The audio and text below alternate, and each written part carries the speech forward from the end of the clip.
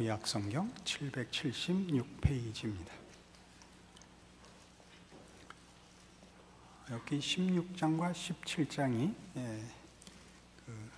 대만 사람 엘리바스의 말에 대한 답변입니다. 길기 때문에 약간 핵심되는 구절만 보겠습니다. 16장 8절입니다.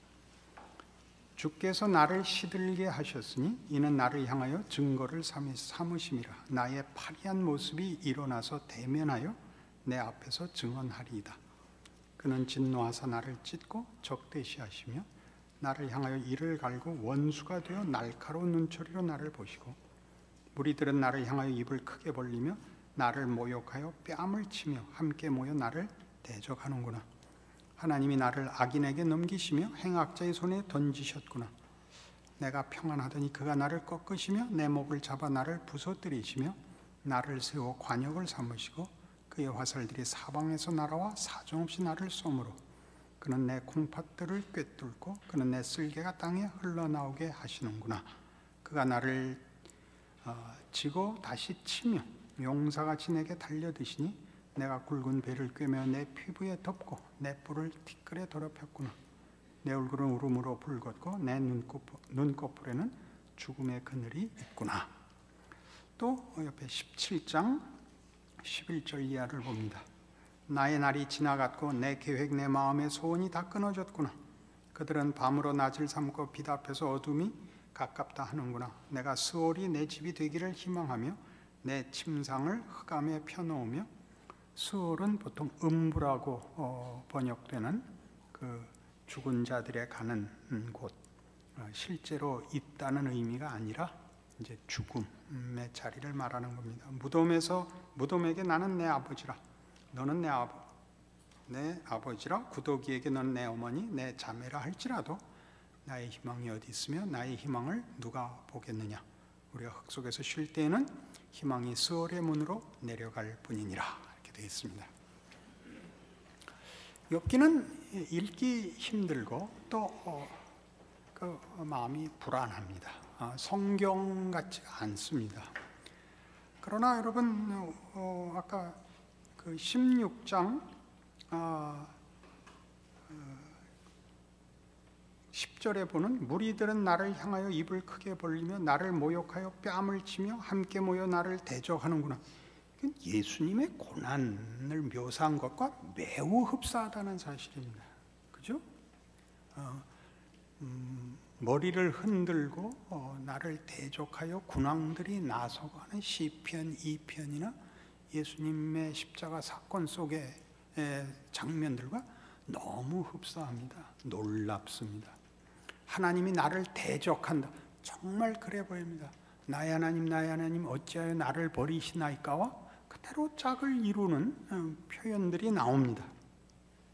16장에서는 욥이 자신의 고난, 그 고난은 다른 세상적인 것에 의한 고난이라면 답이 있었을 텐데 하나님이 나를 대적하기 때문에 답이 없는 고난 속에 있다는 고통을 이제 표현하고 있습니다. 17장은 그래서 죽는 게 낫다. 나는 지금 죽은 것과 똑같다 하는 그 부르짖음인데, 둘이 다 물론 공통된 얘기지요. 감당할 수 없는 고난, 해답이 없는 자리에 있어서 하나님으로부터 외면을 받았기 때문에 답을 찾을 수가 없고, 가장 가까운 사람도 편을 안 들기 때문에 변명마저도 할 수 없는 그런 자리에 있다 하는 얘기들입니다. 아주 중요하게 핵심은 이겁니다. 이런 고난이, 이런 고통이 무슨 의미인가, 이렇게 얘기할 수 있습니다. 하나님은 우리를 쉽고 가볍게 목적하지 않으셨다라는 얘기입니다. 여러분, 신앙생활 해보시면 물론 쉬워 보이는 사람이 있는 것도 사실이지만 실제로는 예수를 믿는 것이 대단히 어렵습니다. 하나님이 요구하시는 것이 이렇게 간단하지가 않습니다. 자꾸 외면을 하고 싶고 쉬운 것으로 자꾸 가리려 그럽니다. 기도를 더하고 어떤 선행을 더하고 해서 이 실제적인 하나님의 인도하심을 자꾸 외면하고 그 정도에서 다른 쉬운 답으로 스스로를 이렇게 위로하고 넘어가려고 하는데, 그것은 말하자면 기독교라는 신앙이 주어진 공동체와 그 시대 문화라는 것과 이렇게 같이 가는, 그래서 기독교 신앙의 유산이 짧으면 깊은 경쟁 갈 수가 없습니다. 깊어야만 되느냐 그렇게 묻는다면 그것이 맞고 틀리고의 얘기는 아닙니다만은, 우리가 예전에 배고픔을 면하는 것이 행복이었다가 배고픔을 면해도 행복은 오지 않는다는 현실을 맞은 것과 같습니다. 행복이라는 것은 그렇게 간단한 문제가 아니라는 것을 알게 된 것과 같습니다. 마태복음 16장에 오시면 지금 우리 지금 욥기 16장과 17장이 마태복음에서 이렇게 녹아 있는데 이 둘이 연결된다는 걸 한번 우리 깊이 생각해 보십시다. 그리고 우리가 당하는 고난이 얼마나 굉장한 것인가 한번 이렇게 어떻게 하나님께서 이렇게 한번 빛을 비춰주시기를 바랍니다. 16장 16절입니다. 시몬 베드로가 대답하여 이르되 주는 그리스도시요 살아계신 하나님의 아들이시니이다. 예수께서 대답하여 이르시되 바요나 시몬아 네가 복이 있도다. 이를 네게 알게 한 이는 혈육이 아니요 하늘에 계신 내 아버지시니라. 또 내가 네게 이르노니 너는 베드로라. 내가 이 반석에 내 교회를 세우리니 음부의 권세가 이기지 못하리라. 내가 천국 열쇠를 네게 주리니 네가 땅에서 무엇이든지 매면 하늘에서도 매일 것이요 네가 땅에서 무엇이든지 풀면 하늘에서도 풀리리라 입니다. 여기까지 우리 다 좋습니다. 만족스러운 약속입니다. 그러나 이 이야기는 여기서 끝이 아닙니다. 이에 제자들에게 경고하사 자기가 그리스도인 것을 아무에게도 이르지 말라 하시니라. 이때로부터 예수 그리스도께서 자기가 예루살렘에 올라가 장로들과 대제사장들과 서기관들에게 많은 고난을 받고 죽임을 당하고 제3일에 살아나야 할 것을 제자들에게 비로소 나타내시니, 베드로가 예수를 붙들고 항변하여 이르되 주여 그리 마옵소서, 이 일이 결코 주께 미치지 아니하리이다. 예수께서 돌이키시며 베드로에게 이르시되 사탄아 내 뒤로 물러가라. 너는 나를 넘어지게 하는 자로다. 네가 하나님의 일을 생각지 아니하고 도리어 사람의 일을 생각하는도다 하시고, 이에 예수께서 제자들에게 이르시되 누구든지 나를 따라오려거든 자기를 부인하고 자기 십자가를 지고 나를 따를 것이니라. 연결됩니다. 천국 열쇠를 줍니다. 그의 주 되시는, 주는 그리스도시요 살아계신 하나님의 아들이시라는 바로 그 조건, 그 근거 위에 교회가 서고 음부의 권세가 이기지 못할 것입니다. 그 약속을 하시는 주인이 죽을 것이라고 합니다. 당신이 스스로 죽는 것이 아니라 이 하찮은 피조물들의 손에 의하여 창조주가 죽으시겠다는 겁니다. 그러니 베드로가 펄쩍 뛰었죠. 주여 그리 마옵소서, 이리 결단코 죽게 일어날 수 없습니다. 그래서 뭐라 그랬다고요? 사탄아 물러가라였거든요. 그러니까 이제 이렇게 가보자고요. 하늘에 회의가 있는데 사탄이 왔단 말이에요. 사탄아, 넌 왜 그 모양이냐? 왜 밤낮 시비거리만 찾아다니냐? 욥을 봐라. 그러니까 아이고 하나님, 욥은 하나님이 잘해주시니까 그러는 거죠. 이렇게 됐단 말이에요. 그러니까 하나님이 사탄아 물러가라 이렇게 된 건 셈이에요. 그래? 해볼래? 해서 하나님이 당신의 명예를 욥의 결정에 얹었단 말이죠. 그래서 욥은 무거워서 허리가 부러지게 된 거죠. 아이고 하나님 왜 나를 대적하시나이까? 이거 하지 말아 주십시오. 그러니까 뭐라 그랬다고요? 예수님이 사탄아 물러가라. 너는 나를 넘어지게 하는 자로다거든요. 사탄을 물리쳐 뭘 하겠대? 십자가를 지겠다는 거거든요. 그 십자가를 지는 그 일이 모두에게 요구되고 있다고요. 남을 위해서가 아니라 스스로를 위하여. 예수는 인류를 위하여 지신 것이지만 인류를 위하여 지실 때에도 그가 우리를 구원하기 위하여만 진 것이 아니라 하나의 모범으로도 지시거든요. 히브리서 5장에 가보실까요? 마음은 급하고 도저히 따라오진 못하고 그럴 때 선생님은 어떻게 해야 합니까? 천천히 해야 합니다. 히브리서 5장 1절. 대제사장마다 사람 가운데서 택한 자이므로 하나님께 속한 일에 사람을 위하여 예물과 속죄하는 제사를 드리게 하나니 그가 무식하고 미혹된 자를 능히 용납할 수 있는 것은 자기도 연약에 휩싸여 있음이라. 그러므로 백성을 위하여 속죄제를 드림과 같이 또한 자신을 위하여도 드리는 것이 마땅하니라. 이 존귀는 아무도 스스로 취하지 못하고 오직 아론과 같이 하나님의 부르심을 받은 자라야 할 것이니라.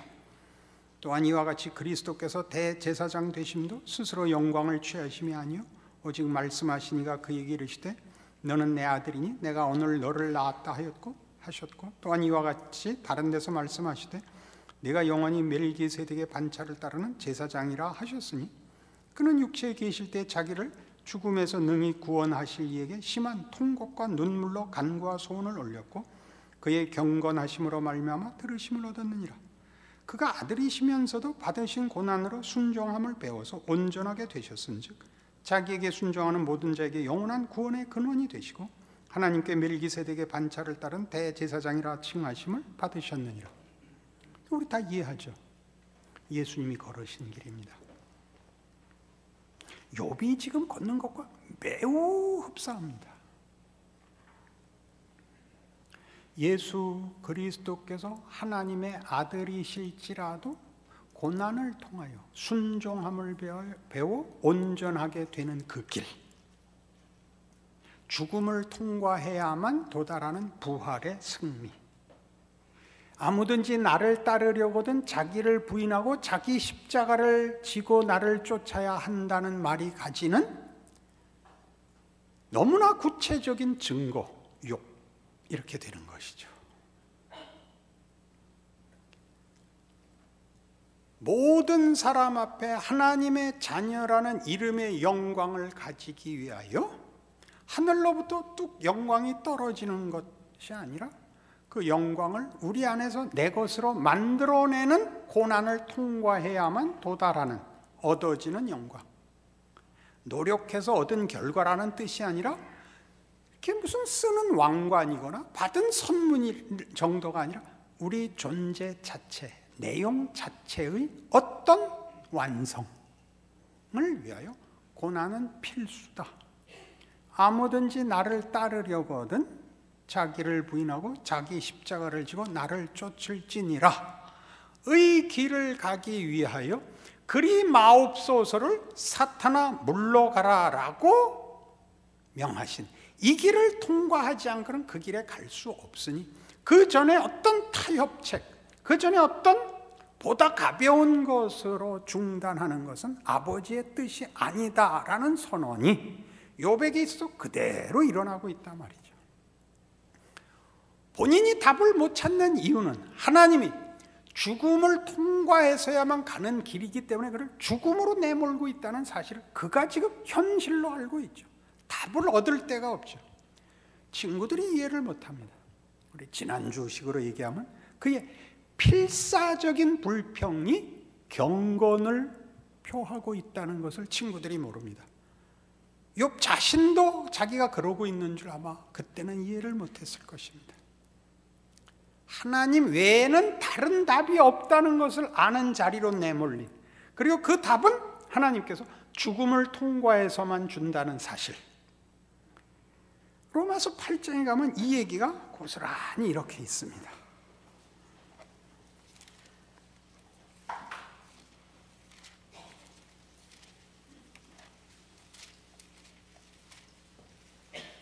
로마서 8장 18절입니다. 생각하건대 현재의 고난은 장차 우리에게 나타날 영광과 비교할 수 없도다. 피조물이 고대하는 바는 하나님의 아들들이 나타나는 것이니 피조물이 허무한 데 굴복하는 것은 자기 뜻이 아니요 오직 굴복하게 하시는 이로 말미암음이라. 그 바라는 것은 피조물도 썩어짐의 종로로 단 데서 해방되어 하나님의 자녀들의 영광의 자유에 이르는 것이니라. 피조물이 다 이제까지 함께 탄식하며 함께 고통을 겪고 있는 것을 우리가 아느니라. 그뿐 아니라 또한 우리 곧 성령의 처음 익은 열매를 받은 우리까지도 속으로 탄식하여 양자될 것 곧 우리 몸의 속량을 기다리느니라. 우리가 소망으로 구원을 얻었음에 보이는 소망이 소망이 아니니 보는 것을 누가 바라리요. 만일 우리가 보지 못하는 것을 바라면 참음으로 기다릴지니라. 고난은 당연한 것이랍니다. 이 현재 고난을 통과해야 장차 우리에게 나타날 영광의 자리에 갈 것입니다. 그래서 23절이 있는 것 같이 성령의 처음 익은 열매를 받은 우리도 탄식하며 이 길을 갑니다. 탄식하며 답이 없는 이 길을 갑니다. 그래서 26절에 이렇게 나오죠. 이와 같이 성령도 우리의 연약함을 도우시나니 우리는 마땅히 기도할 바를 알지 못하나 오직 성령이 말할 수 없는 탄식으로 우리를 위하여 친히 간구하시느니라. 이름을 기억할 수 없는 어떤 실력 있는 글에서 이 구절을 봤습니다. 철학자였는데 우리가 다 아는 철학자는 아니었습니다. 자기는 기독교 신앙을 표현하는 것 중에 이 구절이 가장 놀랍다고 했습니다. 어느 종교가 신이 사람을 위하여 기도하는 데가 있냐? 어느 종교나 사람이 매달려서 신이 마지못해서 응답하는 법이지 신이 사람을 위해서 기도하는 종교가 어디냐라고 가장 놀라운 구절로 꼽았습니다. 정말 그러고 보니까 우리 너무 쉽게 놓쳤죠. 성령이 우리가 마땅히 빌 바를 알지 못한 거예요. 욥도 계속 그러고 있는 거죠. 자기가 가는 길을 자기가 모르겠는 거예요. 계속 불평하고 비명만 지르죠. 이 길을 모르죠. 성령께서 기도를 하신다. 놀랍죠? 조금 더 볼까요? 마음을 살피시는 이가 성령의 생각을 아시나니 이는 성령이 하나님의 뜻대로 성도를 위하여 간구하심이니라. 우리가 알거니와 하나님을 사랑하는 자 곧 그의 뜻대로 부르심을 입은 자들에게는 모든 것이 합력하여 선을 이루느니라. 그래서 등장을 합니다. 기독교 신앙의 신비는 우리가 알고 우리가 확인하고 우리가 해결하는 정도보다 너무너무 크다는 거죠. 알 수 없는 것입니다. 성경은 단 이 약속밖에 하는 게 없습니다. 하나님은 신실하시다, 선하시다, 우리 편이다. 증거는 예수다. 속속들이 다 우리 시원한 인생을 살게 놔두지 않는다. 왜? 우리가 소원하는 것보다 하나님이 목적하신 것이 비교할 수 없이 커서 우리는 마치 하나님을 괜히 믿었다는 생각이 드는 현실을 살게 된다. 하나님이나 안 믿었더라면 어떻게 다른 걸로 때우고 어떻게 마음을 타협했을 텐데 하나님이 놔두지 않으셔서 뭘 해도 안 되게 하시는 거죠. 뭘 해도 안 되게 하는, 하나님이 나를 대적하여 활을 쏴서 콩팥이 간이 녹아난다는 거죠. 어디도 쉬지 못하게 하시는 거죠. 다른 것으로 답을 못 얻게 하죠. 왜? 하나님이 목적한 자리에 이르도록 하기 위하여 간단한 것으로 대체물로 만족하게 놔두시지 않는다는 거죠. 친구들하고 계속 그 문제로 싸우죠. 영광의 길입니다. 늙으면 아는데요. 늙어서 기운 빠지고 인생이 별거 아니다를 알게 되면요. 아이고, 그거 다 아무것도 아닙니다. 하나님을 알고 하나님의 자녀라는 것이 그 모든 것과 비교할 수 없이 큽니다.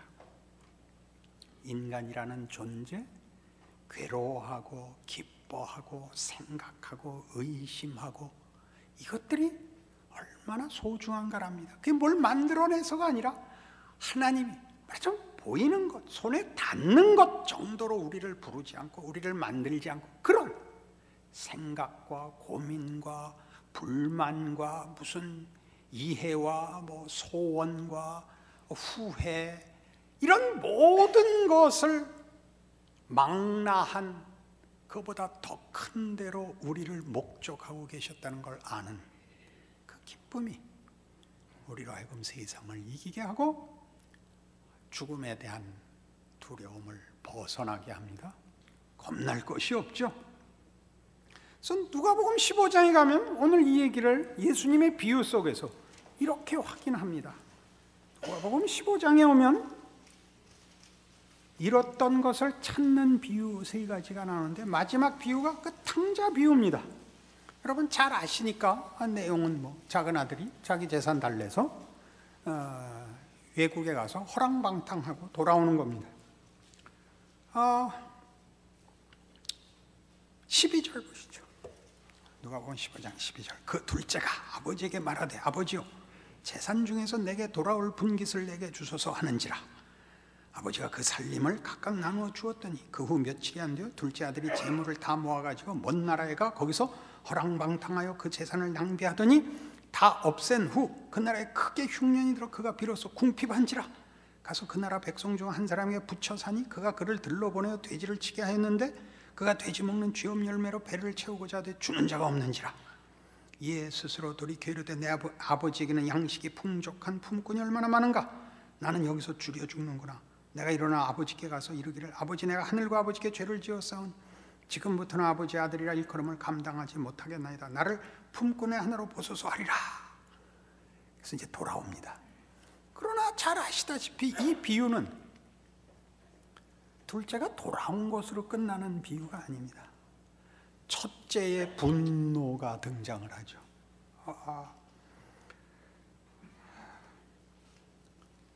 25절 맏아들은 밭에 있다가 돌아와 집에 가까이 왔을 때 풍악과 춤추는 소리를 듣고 한 종을 불러 이 무슨 일인가 물은데 대답하되 당신의 동생이 돌아왔으며 당신의 아버지가 건강한 그를 다시 맞아들이게 됨으로 인하여 살찐 송아지를 잡았나이다 하니 그가 노하여 들어가고자 하지 아니하거늘 아버지가 나와서 고난데 아버지께 대답하여 이르되 내가 여러 해 아버지를 섬겨 명을 어김이 없거늘 내게는 염소 새끼라도 주어 나와 내 벗으로 즐기게 하신 일이 없더니 아버지의 살림을 창녀들과 함께 삼켜버린 이 아들이 돌아오며 이를 위하여 살찐 송아지를 잡으셨나이다. 아버지가 이르되 얘 너는 항상 나와 함께 있으니 내 것이 다 네 것이로되 이 네 동생은 죽었다가 살아났으면 내가 잃었다가 얻었기로 우리가 즐거워하고 기뻐하는 것이 마땅하다 아니라. 잃었던 자식을 얻어서 기뻐한다 정도가 아니라 죽었다가 살아난 아들과 죽어본 적이 없는 아들과의 비대조인 겁니다. 누가 잘났느냐는 2차적인 문제입니다. 예수님의 비유입니다. 예수님은 잃어버린 아들을 찾아온 거 아닙니까? 잃어버린 아들을 위하여 신이와 대신 죽을 수 있는 귀한 존재라는 거죠. 그럼 처음부터 아예 도망가지 못하게 막았으면 되지 않느냐. 그랬으면 맏아들같이 됐을 것이다. 이런 비유죠. 그러니까 이 고난을 예수께서 사탄아 물러가라 너는 나를 넘어지게 하는 자로다 라고 얘기하여 꼭 필요한 길이라고 선언하신 것처럼 우리에게도 꼭 필요한 길이다 이거죠. 일부러 죄 지으라는 말은 물론 아닙니다. 죄 짓고 사는 거 괜찮다는 말도 물론 아닙니다. 예수를 믿으면 만사형통하다는 얘기는 심사숙고해야 된다는 얘기죠. 쉽게 부적같이 주문같이 쓰지 마십시오. 여러분의 만족과 여러분의 자랑을 위하여 쓸 수 있는 것이 아닙니다. 우리가 받는 모든 고난 속에서 우리가 하나님을 놓고 답을 찾을 수가 없다는 사실이 무엇인지를 알아야 됩니다. 하나님이 나를 붙들고 이 길을 가고 있다는 것을, 하나님이 가장 귀한 것으로 주기 위하여 이 길을 요구하신다는 사실을 알아야 됩니다. 고난은 부끄러운 것이 아닙니다. 고난은 억울한 것도 아닙니다. 그 길을 통과하지 않으면 갈 수 없는 유일한 길이기 때문에 예수를 믿어야 된다는 고백이 하나님의 자녀가 되고 구원과 영생을 위한 유일한 조건인 것과 동일하게 하나님의 자녀로 완성되는 유일한 방법이요 길입니다. 그러니 엄살들 떨지 마십시오. 쉽게 스스로를 속이지도 마십시오. 예수를 믿고 사는데도 이상하게 힘든 것이 당연한 것입니다. 하나님이 여러분의 영혼을 마취하거나 잠재우지 않습니다. 쓱 업어서 날라다 주시지 않습니다. 아무든지 나를 따르려거든 자기를 부인하고 자기 십자가를 지고 나를 쫓을 것이니라. 이것이 갖는 장렬함과 각오에 관한 얘기가 아닙니다. 기독교가 요구하는 하나님의 목적과 그 방법이 어떤 것인가에 대한 다른 것으로 대체할 수 없는 선언입니다. 그 인생을 사는 줄 아는 믿음이 여러분의 모든 억울함과 비명과 불평을 넘어 하나님 앞에 순종하시는, 그가 아들이실지라도 고난을 통하여 순종함을 배워 온전하게 되신 것 같이 라는 성경 말씀을 기억하고 여러분의 인생을 하나님의 자녀라는 이름으로 인도함 받고 있다는 것을 아는 자의 명예와 자랑으로 붙들어 매시기를 원합니다. 기도하십시다. 하나님 아버지의 은혜를 감사합니다. 하나님의 지극하심과 타협 없으신 신실함을 확인합니다. 우리의 비명은 사실 영광의 길로 붙잡혔기 때문에 나오는 것입니다. 우리의 불만은 우리가 하나님의 높이와 깊이를 모르기 때문에 나오는 것입니다. 그러니 우리를 놓아두지 마시옵소서. 붙들어 이 길을 건너 우리 주 예수 그리스도께서 그리하신 것처럼 부활의 승리와 영광과 하나님의 자녀라는 이름의 결국을 얻게 하시옵소서. 예수님 이름으로 기도합니다. 아멘.